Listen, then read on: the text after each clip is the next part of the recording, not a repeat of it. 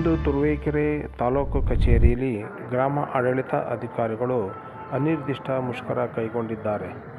ಇಲ್ಲಿ ಅನೇಕ ಆ್ಯಪ್ಗಳು ಬಂದಿದ್ದು ಸಾರ್ವಜನಿಕರಿಗೆ ತೊಂದರೆಯಾಗಿರುವುದರಿಂದ ಆ್ಯಪ್ಗಳಿಗೆ ಎಲ್ಲ ನಮಗೆ ಸವಲತ್ತುಗಳನ್ನು ಒದಗಿಸಬೇಕು ಅಂತ ಹೇಳಿ ಇಂದು ತಾಲೂಕಿನಾದ್ಯಂತ ರಾಜ್ಯಾದ್ಯಂತ ಅನಿರ್ದಿಷ್ಟ ಮುಷ್ಕರವನ್ನು ಕಂದಾಯ ಗ್ರಾಮ ಅಧಿಕಾರಿಗಳು ಕೈಗೊಂಡಿದ್ದಾರೆ.